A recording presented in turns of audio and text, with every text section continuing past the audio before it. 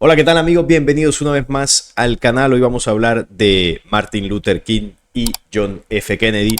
Exactamente de la desclasificación o la posible desclasificación de documentos que Donald Trump prometió. Y bueno, creo que hace unos días también ya firmó un documento autorizando eso. De hecho, antes de profundizar en el tema, repasemos la noticia donde él ordena desclasificar los archivos sobre Kennedy y Martin Luther King, ¿no? Cuando fueron los ataques, ¿no?, que acabaron con la vida de estos dos líderes de la política norteamericana. Pero Kennedy y Luther King fueron mucho más que líderes políticos, dejaron un legado importante y sobre todo ellos se comprometieron, cada uno en su momento y a su forma, a llevar a cabo un ideal.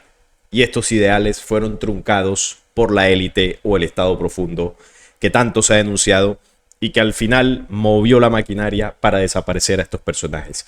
Pero ¿qué fue lo que hicieron ellos que fue tan peligroso para el Estado profundo? Aquí lo vamos a reflexionar. Donald Trump, el presidente de los Estados Unidos, ordenó a las agencias federales de su país desclasificar los documentos relacionados a los asesinatos de los hermanos John y Robert Kennedy, porque también el hermano falleció, ¿no?, víctima de toda esta maquinaria, y del reverendo Martin Luther King. Han pasado más de 50 años desde que ocurrieron estos ataques de los Kennedys, uno presidente y el otro senador. Robert era senador, y de Martin Luther King, y el gobierno federal no ha liberado al público los documentos relacionados con esos eventos. Es del interés nacional la liberación final sin dilación de los expedientes relacionados con estos casos, indicó Trump al emitir la orden a las agencias federales por medio de un mandato ejecutivo que la Casa Blanca divulgó este jueves a los medios de comunicación. O sea que ya dio la orden. ¿Qué es lo que van a desclasificar? ¿Qué es lo que van a decir? Van a decir la verdad de esto, quién estuvo detrás de estos ataques contra la vida de estos personajes, quiénes fueron los que pagaron a los actores materiales de estos homicidios, por qué lo hicieron, cuál era el peligro que veía el Estado profundo en Martin Luther King y los Kennedy. Eso lo van a decir, yo lo dudo muchísimo, pero vamos a ver qué es lo que terminan diciendo los documentos que Trump ordenó desclasificar. Trump denuncia que desde 1992, cuando se ordenó la desclasificación de todos los documentos de inteligencia respecto a estos asesinatos, las dependencias federales de Estados Unidos se han rehusado a cumplir el mandato, que se refrendó y atrasó otra vez en 2017 y 2018. O sea que le han dado vuelta a la cuestión para publicar esto. Ahora he determinado que la continua redacción y retención de información de los documentos pertenecientes al caso del presidente Kennedy no es consistente con el interés público y la liberación de estos expedientes tiene tiempo de incumplirse. El mismo argumento fue utilizado por el presidente Trump para exigir por igual y sin dilación la desclasificación de los documentos con los casos de Robert Kennedy, el hermano, y Martin Luther King. Para la desclasificación de estos documentos sobre el caso del expresidente, él dio plazo de unos 15 días a partir del 23 de enero. O sea que estarían para febrero. Más o menos las 2 primeras semanas de febrero ya debería estar esto publicado, para que se lleve a cabo esta divulgación por parte de la Dirección Nacional de Inteligencia y el Departamento de Justicia. Respecto al caso de Robert Kennedy y Luther King, a las mismas dependencias del gobierno de Estados Unidos, el presidente Trump les dio un plazo de 45 días para que cumplan esta orden.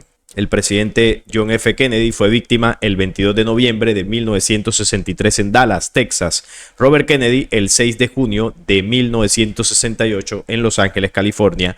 Y Martin Luther King el 4 de junio de 1968 en Memphis, Tennessee. Solo con 2 días de diferencia. Primero fue Martin Luther King el 4 de junio. Y luego, 2 días después, el 6 de junio, el hermano de Kennedy, en 1968. En febrero debería estar ya publicado lo de John F. Kennedy, y lo de Luther King y Robert Kennedy debería estar publicado a más tardar para marzo, mediados de marzo más o menos. Esta es la orden. Vamos a ver si al final cumplen y qué es lo que estos documentos muestran. Pero además de esto, sale esta noticia de un escalofriante documento del Pentágono que revela por qué el Estado profundo siempre ha temido la publicación de los archivos de JFK. O sea, por qué le han dado tanta vuelta en no querer publicarlo, a pesar de que desde los años 90 se ha pedido que la información salga a la luz y todavía no se ha hecho. Vamos a ver qué significa esto. Un informe de 12 páginas firmado por el Joint Chief of Staff o Estado Mayor Conjunto en 1962 detalla un plan secreto para cometer actos atroces contra ciudadanos estadounidenses para justificar el conflicto con Cuba en la década de 1960, que esta fue la década donde se acabó con la vida de los tres protagonistas de este video, ¿no?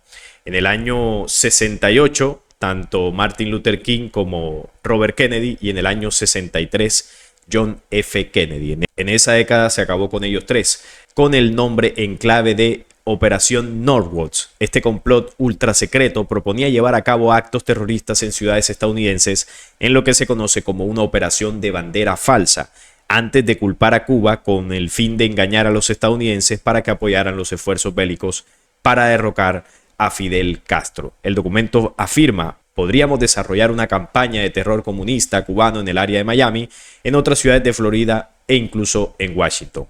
Funcionarios estadounidenses propusieron incluso eliminar a sus propios soldados escribiendo: podríamos volar un barco estadounidense en la bahía de Guantánamo y culpar a Cuba, y las listas de bajas en los periódicos estadounidenses provocarían una útil ola de indignación nacional. Era como una propaganda para volcar a la gente en contra de todo lo que era Cuba, bueno, y el mandato de los Castro, que en esa época pues está mucho más fuerte. John F. Kennedy rechazó esta operación de generar una opinión pública de rechazo profundo hacia el gobierno cubano, se opuso a esto, y bueno, esto fue una de las causas posibles que al llegar al poder él fuese quitado del camino, ¿no? Esta pudo haber sido una de las causas que lo llevó pues al final que tuvo, ¿no? Oponerse a este plan. Una teoría de la conspiración que rodea el asesinato de JFK afirma que habría sido eliminado por Israel, que supuestamente contra el Deep State o Estado Profundo de Estados Unidos. Bueno, esto sí es cierto, Israel está detrás,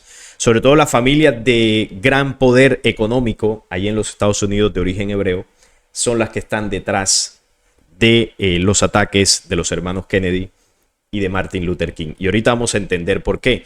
Porque Kennedy se opuso a varios proyectos, aunque él era presidente de los Estados Unidos, él se opuso a varios proyectos del Estado Profundo, de las familias de poder que gobiernan detrás de los Estados Unidos. Incluso denunció muchas cosas y esto, por supuesto, le costó bastante caro. Pero lo que no se dice de manera oficial, y algo que tampoco creo que salga en los documentos, es quién estuvo detrás. Quiénes dieron la orden y el por qué lo hicieron. Eso no va a salir porque obviamente ellos no se van a tirar piedras sobre su propio tejado. Ahora, el presidente Donald Trump ha prometido publicar todos los documentos clasificados relacionados con este caso de JFK, lo que potencialmente podría conducir a revelaciones más impactantes sobre las actividades del gobierno estadounidense durante los años 60. ¿Y qué es el Estado Profundo? Pues es un presunto grupo oscuro que según muchos ejerce una influencia indebida sobre las políticas gubernamentales independientemente de la administración elegida. O sea, es el poder en los Estados Unidos que gobierna por encima del presidente, básicamente. Ha prometido drenar el pantano. Estas son las declaraciones de Trump, ¿no? Y se espera que apunte a la comunidad de inteligencia que cree que ha trabajado para mantenerle fuera de la Casa Blanca como parte de una operación del Estado Profundo. O sea que los opositores de Trump, incluso en algunas de sus declaraciones, serían el Estado Profundo que casi le impiden llegar a la Casa Blanca. Recuerden de los ataques que se salvó y bueno, y todo esto que pasó durante su campaña, que al final esto le vino bien a Trump, ¿no? Porque le hizo ganar popularidad o más popularidad y muchísimos votos. Quedó como el caudillo que sobrevivió a la amenaza, ¿no? del Estado Profundo para poder llegar a la presidencia. Pero recordemos algo, el Estado Profundo son las castas y las familias de origen hebreo que controlan Estados Unidos. Trump no denuncia eso, no los ha señalado con nombre propio, no se ha opuesto a sus planes, todo lo contrario. Recuerden ustedes cuál es la actitud y cuáles son las políticas de Trump hacia Israel. No ha habido un presidente en las últimas décadas que haya favorecido más a los intereses del sionismo internacional que el señor Trump. Entonces, ahí es donde usted puede comenzar a analizar, por ejemplo, esa postura de muchas personas que creen que él está en contra del Estado Profundo. No lo está.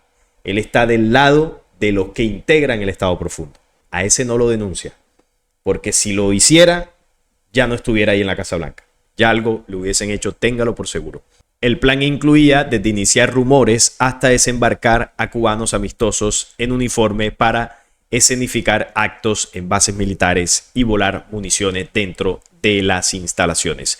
El documento además decía: Estados Unidos respondería ejecutando operaciones ofensivas para asegurar el suministro de agua y energía, destruyendo emplazamientos de artillería y morteros que amenazaran la base. Entonces era un plan orquestado para comenzar a crear una imagen en la población norteamericana totalmente distorsionada de lo que estaba pasando en Cuba. No queriendo decir con esto que lo que pasaba en Cuba era positivo. Obviamente allá había una dictadura. Incluso los mismos hermanos Castro también son de origen hebreo. O sea que lo que pasó en Cuba fue fomentado por esa misma élite que controla el mundo. Entonces no es que no, Estados Unidos son los buenos y ellos los malos, o el gobierno cubano es el bueno y Estados Unidos es el imperialista. Porque esa es la visión que se tiene por algunas personas que están de acuerdo, ¿no?, con el gobierno y todo lo que ha ocurrido en Cuba, que dicen que están así por el imperialismo norteamericano. Y no es ni lo uno ni lo otro, son los dos. Tanto el imperialismo de los Estados Unidos como lo que ocurrió en Cuba fue orquestado por la misma gente. Los que controlan el poder, los que controlan el Estado profundo. Si no, investigue el origen de los hermanos Castro y usted se dará cuenta por qué, a pesar de las diferencias profundas entre los Estados Unidos y Cuba, Estados Unidos nunca hizo una ofensiva militar fuerte para sacarlos de ahí, porque decían, no, es una dictadura, el pueblo cubano está sufriendo. Bueno, ¿y por qué no se metieron ahí y los sacaron? Como han hecho en otros países, por ejemplo, en Medio Oriente, que se meten a la fuerza con el ejército norteamericano, derrocan el poder y sacan a los líderes de ahí como sea. Y supuestamente le devuelven el país a la gente. Esto se llevó a cabo, quizás no como se tenía pensado en principio, porque Kennedy se opuso, pero con los presidentes que vinieron después, una parte de este plan se llevó a cabo. Así que esta teoría lo que dice es que Kennedy, al oponerse a este plan, el plan Northwoods, sería esto la causa principal de que hayan acabado con su vida. Pero vamos a ver si realmente fue eso. Vamos a hablar un poco de Martin Luther King. ¿Por qué era tan incómodo para el Estado profundo? Martin Luther King Jr. fue un ministro y activista bautista estadounidense, él era protestante, que se convirtió en el portavoz y líder más visible del movimiento de los derechos civiles desde 1955 hasta que pues acabaron con él en 1968. Fue el principal líder del movimiento de los derechos civiles en los Estados Unidos. Él estuvo en contra de procesos como el racismo y bueno, y muchas otras cosas que desafortunadamente en los Estados Unidos eso no ha acabado. Si no, veamos la situación actual con los migrantes.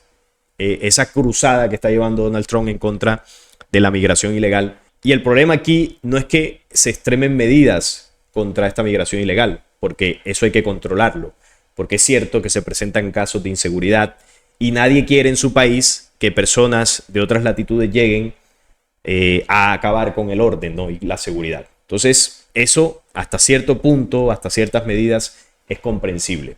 El problema es que el discurso y el relato de Trump es generar una imagen de rechazo hacia los inmigrantes. Es generar como esa imagen de que estas personas son inferiores, de que son delincuentes, porque ese es el trato que se les está dando. Y ya pues ha habido varios escándalos con Estados Unidos, con Colombia también. En estos días Petro y Trump se agarraron por Twitter amenazando con poner o subir aranceles a las importaciones. Trump amenazando con acabar con los procesos del visado de colombianos para entrar a los Estados Unidos. Bueno, ahí se generó una tensión muy fuerte y esto se derivó por el tema de la inmigración. Los deportados colombianos de Estados Unidos que fueron enviados a Colombia nuevamente, y Petro lo que hizo fue rechazar las formas en que este señor está llevando a cabo esas deportaciones, porque ahí hay racismo. El señor Trump quiere colocarse a él y a los norteamericanos como si fuesen la raza superior y los inmigrantes son poca cosa. Bueno, ese supremacismo que ya lo hemos vivido en varias ocasiones como humanidad, esa situación es algo que no se ha desterrado por completo en Estados Unidos y en muchos otros países de Europa. Es algo que desafortunadamente aún en la actualidad sigue ocurriendo. Bueno, el señor Martin Luther King se opuso fuertemente a eso y tenía unos discursos y dejó un legado muy interesante de reflexión ante esta situación. ¿Qué pasa? que Martin Luther King era afroamericano. Y a los del Estado Profundo, ustedes saben que no les gustan los afroamericanos. Ya ustedes saben todo este tema del Ku Klux Klan en los Estados Unidos, que fue muy fuerte. Y claro, Martin Luther King era incómodo para ellos. Que un señor afroamericano se convirtiera en un líder activista, en un líder político, y que además tenía un mensaje que llegaba a la gente que tocaba, eso no le gustaba al Estado Profundo. Ellos seguramente lo miraban como una raza inferior. Ustedes saben cómo miran los supremacistas a los que no tienen ojos azules, tez blanca, cabello rubio. Lo que no sea parecido a eso, lo ven como algo inferior. Y por eso era tan incómodo.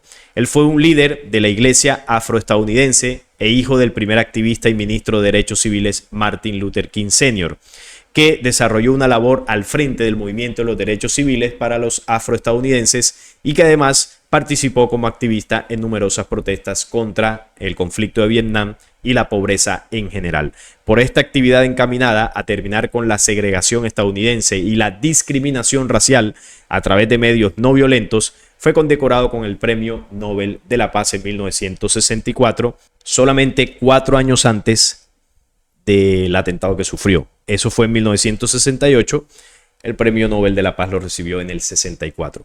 4 años después, en una época en que su labor se había orientado en especial hacia la oposición al conflicto y a la lucha contra la pobreza, fue asesinado en Memphis cuando se preparaba para asistir a una cena de amigos. Claro, porque él defendía a los que al Estado Profundo no le interesa que defiendan. A los pobres, a los inmigrantes, a los afroamericanos, a los menos favorecidos, a las personas a las que se le violentan sus derechos civiles, derechos humanos. A esos eran los que favorecía Martin Luther King. No favorecía a los de la élite. Entonces por eso se convirtió en un estorbo y simplemente lo quitaron del camino. Cuando usted tenga la oportunidad, léase las frases, los discursos o escuche, porque hay muchos videos de él en estos discursos, y usted verá la potencia del mensaje, la claridad que este hombre tenía para tocar los corazones y hacer reflexionar a la gente sobre estos valores que se han perdido y que desafortunadamente en Estados Unidos sigue sucediendo en la actualidad. El ataque a Martin Luther King se considera uno de los magnicidios del siglo XX. King es recordado como uno de los mayores líderes y héroes de la historia de los Estados Unidos y en la moderna historia de la no violencia. Se le concedió el título póstumo de Medalla Presidencial de la Libertad por Jimmy Carter en 1977 y la Medalla de Oro del Congreso de los Estados Unidos en 2004. Desde 1986, el día de Martin Luther King Jr. es día festivo en los Estados Unidos. Claro, primero lo hacen mártir, acaban con él, intentan destruir su legado y luego lo colocan como si fuese un héroe nacional, como para que la gente esté contenta, ¿no? Para que la gente piense que Estados Unidos es un país que realmente amó, quiso y valoró a Martin Luther King y su legado. Esos son puros protocolos para recordarle a la gente más bien lo que pasa cuando alguien se enfrenta a la élite de la manera que él lo hizo y de la manera en que lo hizo los Kennedy. Esa es la realidad de lo que pasó con él, y con Kennedy pasó algo bastante parecido. Él se enfrentó a ese mismo Estado Profundo, pero se enfrentó a la élite banquera de los Estados Unidos. Recordemos esta línea del tiempo, unos datos históricos para contextualizar lo que luego en los años 60 culminó en el ataque hacia John F. Kennedy, pues que acabó con su vida, ¿no? En 1907 hubo una primera crisis económica en los Estados Unidos, conocida como la crisis de los banqueros. Se difundieron falsos rumores por la prensa de que la economía se había desplomado, de que ciertos bancos se habían quedado sin dinero.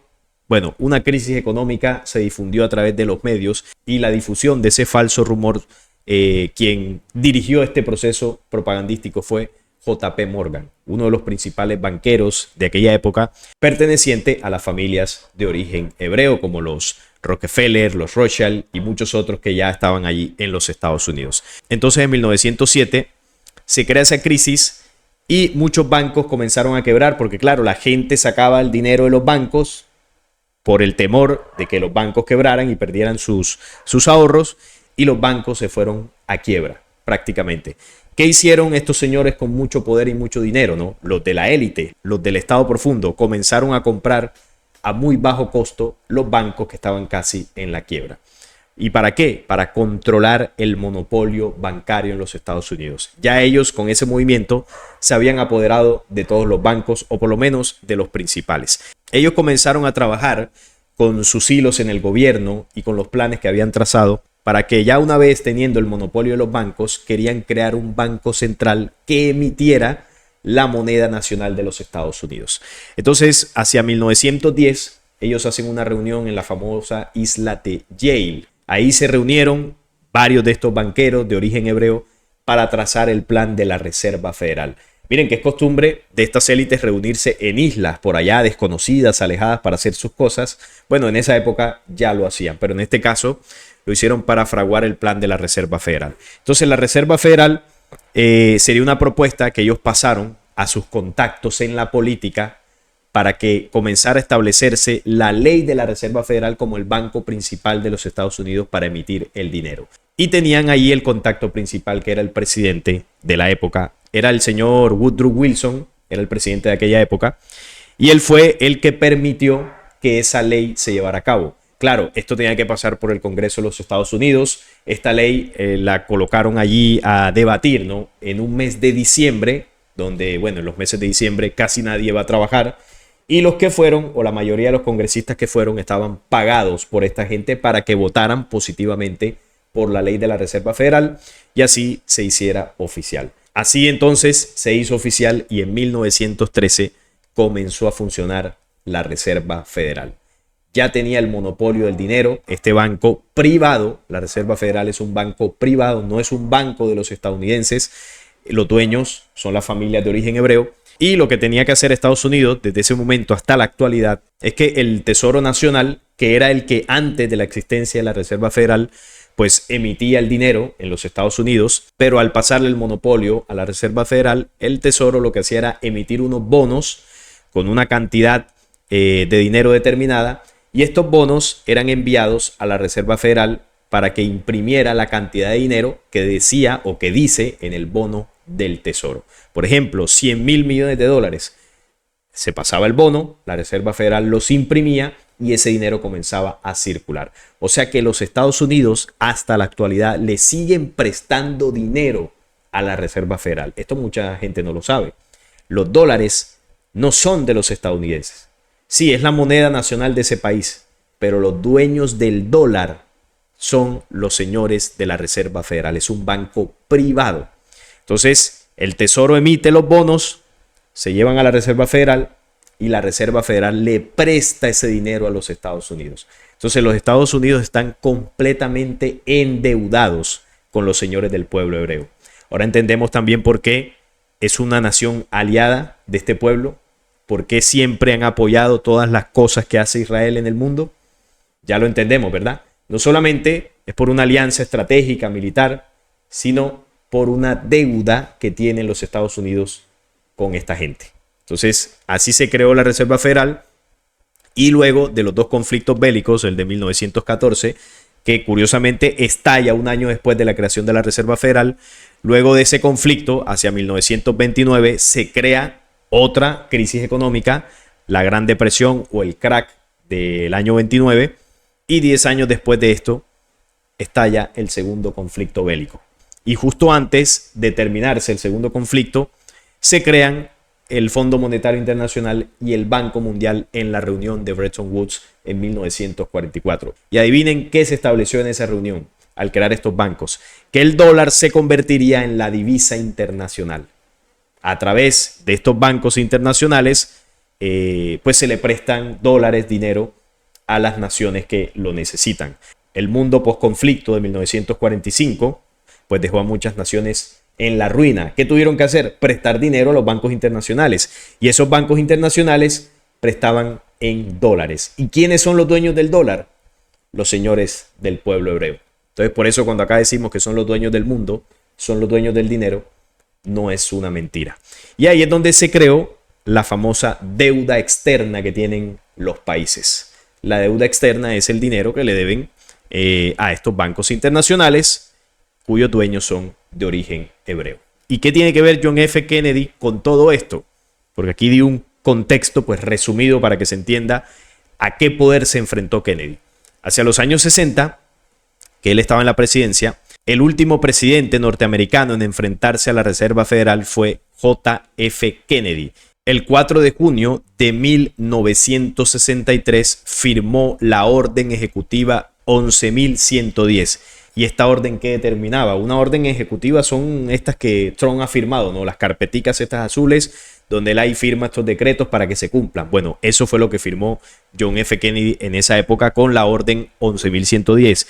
¿Y qué pasaba con esto? Esto permitía el derecho al tesoro, que era como tal el banco que sí era propio de los estadounidenses, el Banco del Tesoro, a emitir el dinero sin la Reserva Federal. O sea, Kennedy lo que quería era devolverle el poderío y la emisión del dinero de los norteamericanos al Banco del Tesoro, que no era privado, sino que sí era de los Estados Unidos. O sea, quería quitarle el monopolio a la Reserva Federal. ¿Ustedes saben lo que eso significa? Es quitarle el poder económico al Estado profundo, quitarle el poder económico a los dueños del mundo, o por lo menos la influencia que tenían en los Estados Unidos, y por supuesto pues eso les iba a repercutir a nivel mundial, porque ya la Reserva Federal no iba a tener un país de respaldo, sino que se iban a convertir en una entidad independiente, y eso iba a dificultar bastante su labor. Entonces eso fue lo que hizo Kennedy. Pero 5 meses después, el 22 de noviembre, fue asesinado. O sea, él firma eso en junio, los pone contra las cuerdas a los señores del Estado Profundo y 5 meses después acaban con él. ¿Y qué pasó? Su sucesor, Lyndon B. Johnson, eliminó esa orden. El señor Johnson tomó lo que Kennedy había decretado, lo borró, lo echó a la basura y listo. Los señores del Estado Profundo quedaron tranquilos, respiraron, porque ya Kennedy no estaba en el poder. Además de muchas otras cosas, quizás lo del documento que leíamos ahorita también era cierto, se opuso al plan Norwoods. También Kennedy reveló algunas cosas del Área 51, algunas cosas de la NASA, de la vida extraterrestre. También estuvo con unas declaraciones muy interesantes en esos temas que fueron bastante incómodos para la élite. No como el señor Trump, que dice que va a decir, que va a revelar el tema extraterrestre, que lo de los drones, y todavía no ha dicho nada. Y seguramente lo que va a decir no será la verdad de lo que está sucediendo. Pero Kennedy sí lo hacía. Este sí fue un presidente que se enfrentó realmente al Estado Profundo. Yo quisiera ver que Trump haga lo mismo. Donde él haga esto y ponga contra las cuerdas al Estado Profundo y deje de apoyar a Israel en todo lo que lo apoya, ahí yo comenzaré a decir, este señor realmente se está enfrentando a la élite. Pero para nada, ha hecho todo lo contrario. Y estas son las familias: Rockefeller, Rothschild, los Morgan, los Onassis, los Dupont, las familias merovingias. Estos son los dueños del billete de $1 y aquí están sus símbolos. Novus Ordo Seclorum, In God We Trust, dice por acá, en esta parte del billete, In God We Trust. Ese es el billete de $1 que tiene pues el grabado reptil, ¿no? Las escamas por todo el billete de color verde. Y estos son los símbolos del linaje merovingio. La genética Elohim, la genética reptil a la que el señor Kennedy se enfrentó. La pirámide truncada tiene 3 escalones representando las 13 colonias que construyeron los Estados Unidos. Pero también son las 13 familias de la sociedad Merkabah que dominan el mundo. Las 13 familias que crearon a los Estados Unidos son de origen hebreo. Por eso Israel es quien crea a los Estados Unidos, no al contrario. Aunque Israel como nación, como Estado oficial en esa época obviamente no existía, pero sí son los señores descendientes de ese pueblo quienes crean a los Estados Unidos en 1776. Si no, veamos los símbolos de la independencia, ¿no? Ahí está la escuadra y el compás, esta logia, toda la simbología, ahí están detrás. Y luego ellos han utilizado esta nación como el imperio dominante para lograr los objetivos que hacia futuro ahora sí pues tienen ahí en su tierra, ¿no? Y por eso Estados Unidos pues los ha protegido y apoyado incondicionalmente. Aquí están los personajes, los Rothschild, con sus integrantes principales o los patriarcas de esa familia: Meyer, Salomón, Nathan, Carl y James. Los 5 hermanos que iniciaron la dinastía Rothschild desde 1773, ya ninguno de ellos está con vida. Están sus hijos, sus descendientes. Están los Rothschild por acá, muchos de ellos o la gran mayoría de ellos tampoco están con vida. Estos son los amos del mundo, son dueños de la banca mundial, son creadores del grupo Bilderberg, la Comisión Trilateral, el CFR, la Reserva Federal, el Banco Mundial, el FMI, entre otros, en los cuales se diseña la economía y la política internacional, propenden por la dominación mundial y casualmente todos son de origen hebreo. Casualmente. Ahí entendemos quiénes realmente controlan el mundo. Las élites hebreas, el pueblo escogido de Yahvé. Entonces se entiende por qué acabaron con John F. Kennedy y Martin Luther King, porque eran incómodos para ellos en el tema de Estados Unidos, porque muchos otros países también han acabado con líderes políticos que han intentado, ¿no?, hacer algo, han intentado denunciar esa élite mundial y no los han dejado. No los han dejado porque dentro de sus mandatos, en los protocolos de Sion dice, al mejor de los gentiles acaba con él. Para no decir otra palabra, al mejor de los gentiles acaba con él. Es decir, al mejor de nosotros que se levante, que lidere las masas a nivel mundial o por lo menos que tenga un discurso que los ponga a ellos en peligro, van a acabar con él. O por lo menos intentarán acabar o lo van a desprestigiar, no lo van a dejar trabajar. Y así es que terminan muchos que se oponen a esa élite. Así que no creo que el señor Trump desclasifique la verdad de este tema. No creo que vaya a decir esto que yo he dicho en este programa, pero bueno, vamos a esperar qué es lo que dicen estos documentos que entre febrero y marzo saldrán a la luz. Les estoy mostrando lo que realmente pasó y les estoy mostrando lo que no van a desclasificar. Dirán otras cosas, qué sé yo, pero esto seguramente no lo van a decir. Así que me pareció muy interesante y por supuesto estaré leyendo sus opiniones en los comentarios y quizás ustedes tengan algún dato más de lo que hay detrás de todo esto, por ahí me lo pueden colocar. No es más por este video. Si les gustó, les agradezco un like, la suscripción al canal y compartirlo para que llegue a más personas. Hasta la próxima.